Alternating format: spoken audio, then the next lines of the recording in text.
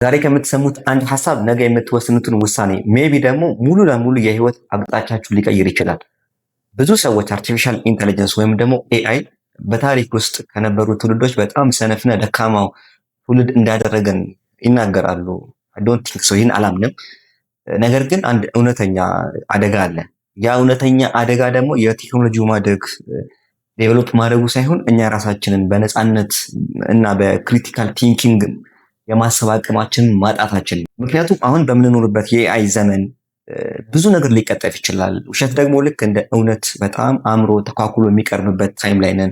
ዛሬ ላይ ፎርጅን የሆኑ ፌክ የሆኑ ቪዲዮዎች፣ ዲፕ ፌኮች በጣም ብዙ ናቸው። የሰውን ድምፅ አስመስል እኩሉን መስራት በጣም የቀለለበት ታይም ነው።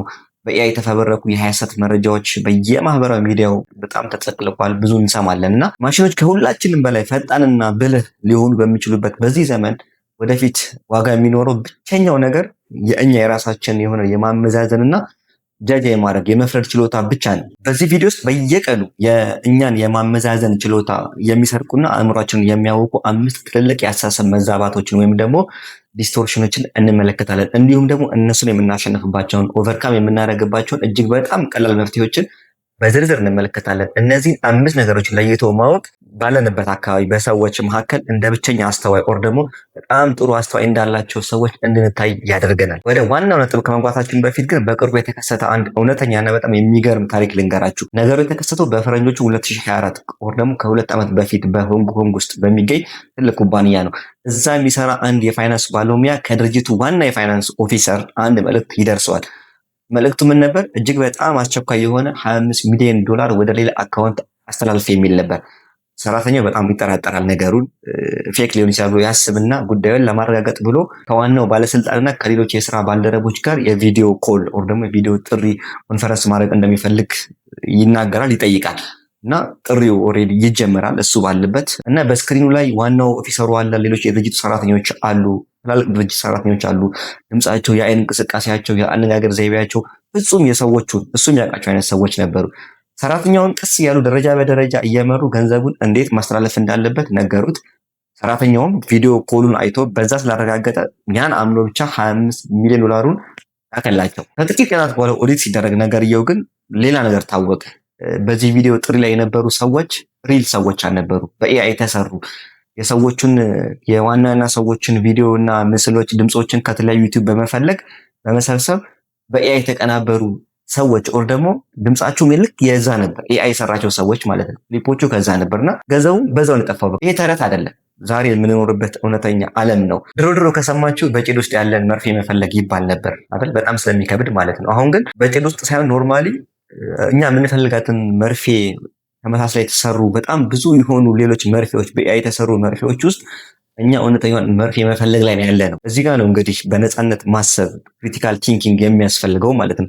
ይህን ለማድረግ ደግሞ አእምሯችንን የሚጋርዱ 5 ጋሬጣዎችን ማወቅ አለብን። የመጀመሪያው ባለስልጣንን ወይም ደግሞ ታዋቂ ሰዎችን በጭፍን ማመን፣ አውቶሪቲ በያዝ የምንለው ማለት ነው። የመጀመሪያው አስተሳሰብ መዛባት በጣም ጎበዝ የሚባሉ ሰዎችን ሳይቀር የሚያታልል ነገር ወይም ደግሞ የሚሸውድ ነገር። አንድን ነገር ትልቅ ሰው ወይም ደግሞ ባለስልጣን ከተናገረው ፍጹም ልክ ነው ብሎ የማመን አዝማሚያ ማለት ነው። አንድ ኤግዛምፕል ልንገራችሁ። ሜቢ ሰምታችሁ ከሆነ አላውቅም። ቴራኖስ የሚባል ድርጅት አለና የዚህ ድርጅት ባለቤት ማናት? ኤሊዛቤት ሆልምስ ትባላለች።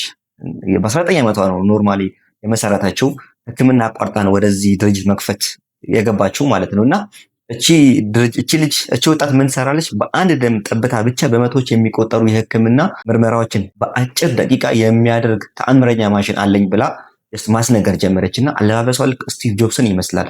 ድምጿ በጣም ተጽዕኖ መፍጠር የሚችልና በራስ መተማመን ያላት ናት ስትናገር ማለት ነውና በዚህ ታዋቂነቷ ምክንያት በጣም ብዙ የሀገር መሪዎች፣ የቀድሞ የውጭ ጉዳይ ሚኒስትሮች፣ የጦር ጀነራሎች ምናምን ኩባንያውን ቦርድ አባል ሆኑ፣ ተቀላቀሏት። በጣም ብዙ ገንዘብ ፈሰስ ተደረገላትና ምንም መረጃ ሳይጠይቋት ወደ $700 ሚሊዮን ፈሰስ ተደረገባት ድርጅቱ ላይ ማለት ነው። ኩባንያውም የስቶክ ማርኬት ወደ $9 ቢሊዮን ወጣለት። ነገር ግን በመጨረሻ ማሽኑ ምንም የማይሰራ ኦር ደግሞ ኖርማል ተራ ብረት ነው ይሆን ሌሎች የሚሰሩትን ስራ ብቻ ነው የሚሰራ። ኤሊዛቤት አሁን ባለችበት ታይም የ11 ዓመት 2023 ላይ ቲንክ ተፈርዶባት 11 ዓመት እስር ቤት ትገኛለች። ግን እሷ ያናደረገችው በ19 ዓመቷ ነው። ምኗን የተጠቀመችው? በስሟ በደረጃዋ ሰዎችን ዝና ስለሚመርካቸው ይሄ እውነት ለመሆን ምን መረጃ መገኘት አለበት ብሎ ዋናውን ጥያቄ አይጠይቁ። ይሄ ሃሎ ኢፌክት ወይም ደግሞ የአንድን ሰው ዝና አይቶ ሁሉም ነገር እውነት አድርጎ የመውሰድ በሽታ ነው። ይህ ነገር እኛ ኢትዮጵያ ውስጥ ይከሰታል። ለምሳሌ አንድ የታዋቂ ቲክታክ ጎበዝ የሆነ ሰው ወር ደግሞ አርቲስት ወር ደግሞ የሆኑ ብዙ ተከታይ ያላቸው ሰዎችን የሆነ የሚያወሩት ሚዲያ ላይ ይህንን ግዙ፣ ኦንላይን ስራ ስሩ ምናምን ሲሉ በጣም ብዙ ሰዎች ያምናሉ አይደል? ወጣቶች ኦኬ ምንም ጥናት አያደርጉ ማረጋገጫ እንኳን አይሰጡ ጀስት ይገቡበታል። ገንዘባቸውን ተበልቶ ይቀራሉ። በቅርቡ እንኳን በፊንቴክ ዙሪያ ያየነው ነገር አለ አይደለ? ታዋቂ አርቲስቶች ምናምን ተጠርጥረው የት እንደገቡ እንኳን እናውቃለን። ይሄ የታዋቂ ሰዎች ተጽዕኖ ነው። አውቶሪቲ ቢያዝ የምንለው ነገር ማለት ነው። እና እገሌ ተናግሮትም አይዋሽም የሚለውን ጭፍን አምልኮ አእምሯችንን ይጋርደዋል። እንደዚህ አይነት ነገር ማለት። ስለዚህ ከእንደዚህ አይነት ነገር ጭፍን ከመከተል ሰዎችን መጠንቀቅ ይገባናል። ማንኛውም አይነት ትልቅ ወሬ ወይም ደግሞ ማራኪ የሚባል ነገር ሲመጣ ሁል ጊዜ ራሳችን መጠየቅ ያለብን ነገር አለ። የቀረበውን ማስረጃ መመልከት አለብን። ይህ ነገር እውነት ለመሆን ምን አይነት ተጨባጭ መረጃ ያስፈልጓል ብለን ልንጠይቅ ይገባል። ሁለተኛው ደግሞ እውነተኛ የሆኑ ውሸቶች ማርኬቲንግ ኤንድ ትሩ ላይስ ይባላል እና ሁለተኛው መዛባት የሚመነጨው ከማስታወቂያዎችና ከግብይት ዘዴዎች ነው። ኖርማሊ እና ዘመናዊ ትልልቅ ኩባንያዎች አሁን ላይ ፊት ለፊት አይዋሹም። ካያችሁ ውሸት ክስ እንደሚያመጣ ያውቃሉ። በተለይ ውጭ ሀገር ያሉ በጣም ትላልቅ ድርጅቶች አይዋሹም፣ ግን ያዋሻሉ። ውሸታቸው ግን ህጋዊ የሆነ ውሸት ነው የሚዋሹት። ስለዚህ ምን ያደርጋሉ? እውነተኛ ውሸቶችን ይፈጥራሉ ስለሚያስከስሳቸው ማለት ነው። ለምሳሌ አፕል እና ቴስላ እንመልከት እስኪ። የአፕል ኩባንያ አዲስ ስልክ ሲያስተዋውቅ የሚጠቀማቸውን ቃላት ካስተዋላችሁ ዛሬ ከዚህ ቀደም ሰርተነው የማናውቀውን ፍጹም አዲስና የተለየ አይፎን ይዘን መጥተናል ነው የሚሉት። በጥልቀት ስታስቡት ግን ምንም አዲስ ነገር አልነገሯችሁ። ኖርማሊ አዲስ ስልክ ሰርተና ማለት ያው አዲስ ስልክ ነው። ጀስት ምንም የፈጠሩት ነገር የለም ማለት ነው። ሌላው ዛሬ ደግሞ እስከ ኦር ደግሞ አፕቱ የሚል ቃል የሚጠቀሟት ነገር አለች። ለምሳሌ የስልክን የባትሪ ቆይታ ሲናገሩ የዚህ ስልክ ባትሪ እስከ 36 ሰዓት ይቆያል ይላሉ። ይሄ ማለት ግን ባትሪው ሜቢ በ10 ሰዓት ውስጥ በ8 ሰዓት በ12 ሰዓት ውስጥ ሊያልቅ ይችላል። እኔም ለምሳሌ ይሄ ቪዲዮ እስከ 1 ሚሊዮን እይታ ሊያገኝ ይችላል ብል እና 2 ሰው 3 ሰው 4 ሰው ቢያየው አልዋሻውም በህግ ደረጃ። ምክንያቱም እስከ ነው ያልኩት። እስከምትለው ቃል በህግ ደረጃ የምታስጠይቅ አይደለችም ማለት ነው። እዚሁ ሀገራችን ውስጥ ደግሞ የቤት ሽያጭ ወይም ደግሞ የሪል ስቴት ድርጅቶችን ከተመለከትን የሚናገሩት ማስታወቂያ ምንድን ነው የሚሉት? ከ1.5 ሚሊዮን ጀምሮ መኖሪያ ቤት ታገኛላችሁ ምናምን ሲሉ ትሰማላችሁ። እናንተ ኦኬ 1.5 ሚሊዮን ብር መኖሪያ ቤት ብላችሁ በደስታ ስትሄዱ እዛ ግን ያለው ወር በጣም ትንሽ የስቱዲዮ የክፍለች 20 ካሬ ማትሆነች ኖርማሊ ወር ባዶ መሬት ሊሆን ይችላል። ስለዚህ ሙሉ ለሙሉ ተጠናቆ ቤትህን የምትፈልግ ከሆነ እስከ 7 ሚሊዮን ይጠይቁሃል። ያኔ ነው እዛ የምትረዳው ያን ነገር ማለት ነው። ኢቭን አንዳንዴ እንትን ቤት ስትሄዱ ጫማ ቤት ምናምን ልብስ ቤት ስትገቡ ከ1000 ብር ጀምሮ ጫማ አለ ነው ይላቸዋል። ትላልቅ ቦታዎች ማለት ነው። እና ኦኬ ይኖራል 1000 ብር የሚያወጣ ጫማ ይኖራቸዋል። ግን አብዛኛው ጫማ ያ አይደለም። ወይ እናንተ የምትፈልጉት አይነት ጫማ ሜቢ 7000 ብር 8000 ብር ነው። ስለዚህ ከእንደዚህ አይነት የማስታወቂያ ዘዴዎች ራሳችን ልንጠብቅ ይገባል። በተለይ እስከ ከከይ ይጀምራል በባለሙያዎች የተመሰከረለት የሚሉ ቃላትን ስንሰማ ጭንቅላታችን ውስጥ ጥያቄ ልንፈጥር ይገባል። ግዴታ አመዛዝነን ነው ልንወስን የሚገባው ማለት ነው። ሶስተኛው ፕሮብሌም ደግሞ ምንድነው? የቡድን አስተሳሰብ ወይም ደግሞ ግሩፕ ቲንኪንግ የምንለው ነገር።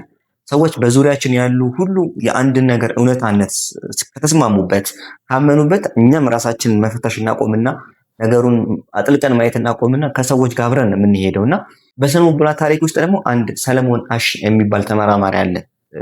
አንድ በጣም የሚገርም ሙከራ ሰርቷል። ምንድነው ያደረገው? 7 የራሱን ተዋናዮች ወይም ደግሞ የስተዲውን የጥናቱን አካላቶች ከአንድ እውነተኛ ሰው ጋር ምንም ከማያውቅ ሰው ጋር አንድ ክፍል ያደርጉና 3 የተለያዩ መስመሮችን አንድ ላይ ያደርጋሉ። የተለያዩ መስመሮች አንድ ላይ ያደርጉና ከነዚህ ጋር እኩል የሆነ የትኛው ነው ብሎ ሌላ መስመር ያስቀምጡለታል።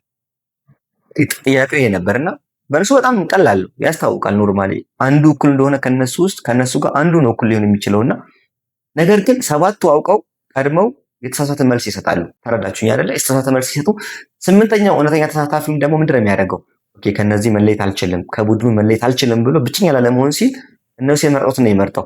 አብዛኛው ኦር ደግሞ ወደ 75% የሆኑ ሰዎች ከቡድን ጋር ላለመለያየት ከሰዎች ላለመለያየት ሲሉ አይናቸው እያየ ውሸትን ይመርጣሉ። ሺህ ሰው ስለሚስማማ ብቻ ውሸት እውነት ሊሆን አይችልም አይደል? ደግሞ የምታውቁ ከሆነ በታሪክ ውስጥ የዶት ኮም ኦር ደግሞ የ2008ቱን የዓለም አቀፍ ፋይናንስ ቀውስ ብዙዎቻችን ከሚዲያ እንሰማዋለን። ያ በአብዛኛው የመጣው ግሩፕ ቲንኪንግ ነው። ቪዲዮ እንዳይረዝምባችሁ ይህንን ነገር በሌላ ቪዲዮ ያዋል። ሁሉም ሰው በአንድ ድምፅ ቢስማማ እኛ ለራሳችን ሊኖረን የሚገባው ኦኬ ተቃራኒ ሀሳብ ሊኖር ይችላል።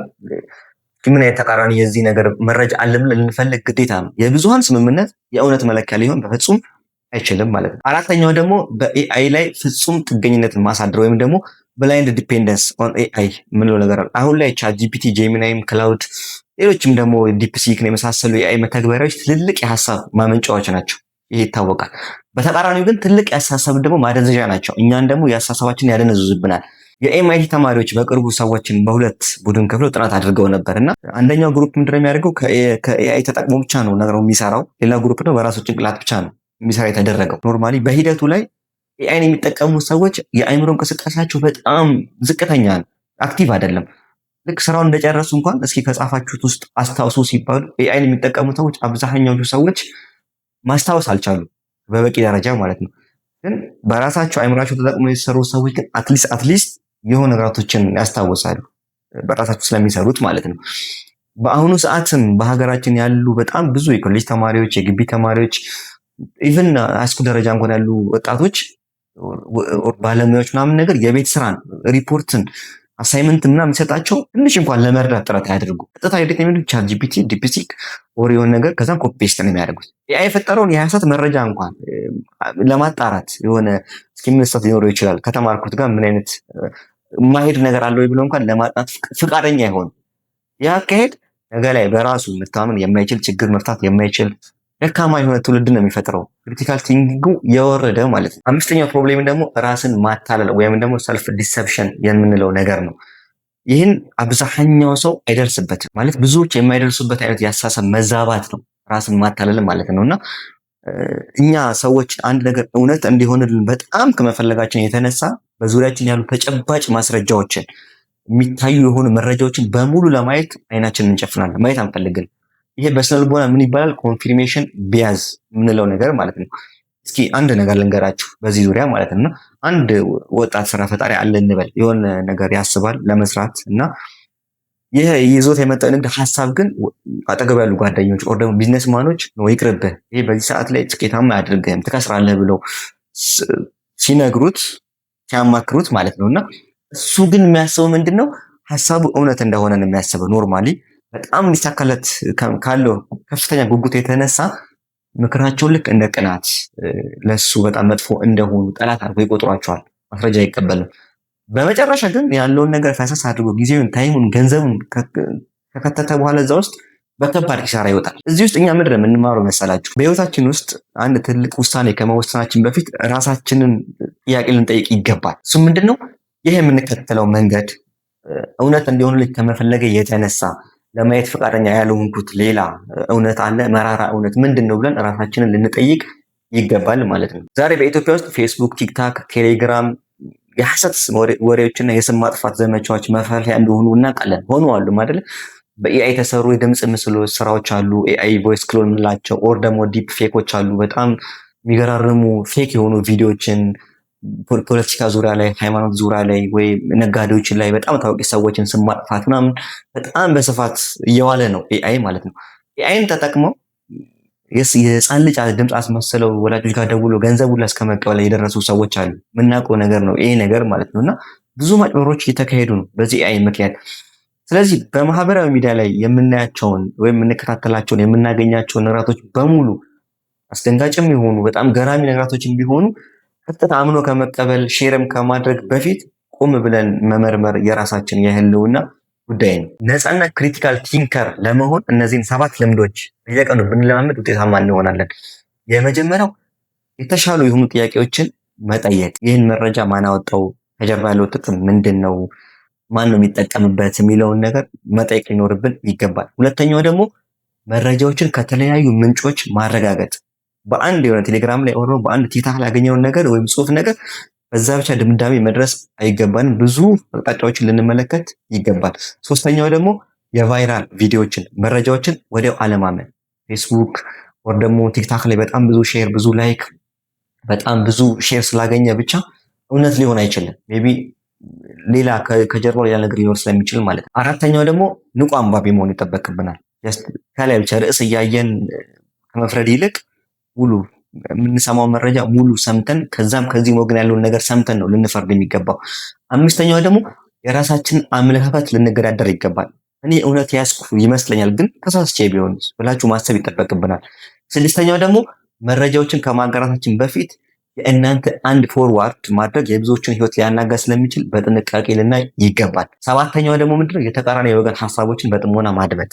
እናንተ በተለየ መንገድ የሚያስቡ ሰዎችን፣ ሌላ አቅጣጫ የሚመለከቱ ሰዎችን መስማት፣ አእምሯችንን ለነሱ ክፍት ማድረግ ለራሳችን ጥቅም ነው፣ አእምሯችንን ያሰፋልን። እንደማጠቃለል በዚህ በኤአይ እና በቴክኖሎጂ ዘመን እውቀትና መረጃ ማግኘት ብቻውን ትልቅ ነገር አይደለም። ምክንያቱም ማሽኖች ከእኛ በተሻለ በጣም በፍጥነት መረጃዎችን ያቀናብራሉ። ዛሬ በጣም በጥበብ ዓለም ውስጥ ሰዎችን ወደ ላይ ከፍ የሚያደርጋቸውን ዋጋቸውን የሚያወጣው ጥሩ ማመዛዘን ካለን፣ መፍረድ ችሎታችን፣ ጉድ ጀጅመንት የሚኖረን ከሆነ ነው እንጂ ዝም ብለን ጀስት ጥሩ ቦታ ላይ መድረስ አንችልም ማለት ነው። ይሄ ቪዲዮ ላሳሰባችሁ አዲስ ብርሃን የፈነጠቀ ከሆነ ላይክ ማድረጋችሁን አትዘንጉ። እንዲሁም ደግሞ ለቻናላችን አዲስ ከሆናችሁ ሰብስክራይብ በማድረግ ሁልጊዜ የሚለቀቁ አስተማሪ ቪዲዮዎችን አብረውን ይከታተሉ። እንዲሁም ደግሞ ኮሜንት ላይ ዛሬ ካየናቸው 5 የአስተሳሰብ መዛባቶች ውስጥ የእናንተን በብዛት የሚያጋጥማችሁን የትኛው እንደሆነ ኮሜንት ላይ ድሮፕ አድርጉልኝ፣ እንወያይበት። እንዲሁም ደግሞ ይሄ ቪዲዮ ለወጣቶች፣ ለተማሪዎች፣ ለጓደኛ፣ ለቤተሰብ ጥሩ ነው፣ ጠቃሚ ነው ብላችሁ አስፈላጊ ነው ብላችሁ የምታምኑ ከሆነ ሼር አድርጉላችሁ። በሚቀጥለው ሳምንት በሌላ ድንቅና አስተማሪ በሆነ ቪዲዮ እስከምንገናኝ ድረስ ያው አእምሯችሁን ጠብቁት፣ በነፃነት አስቡ። ቴንኪዩ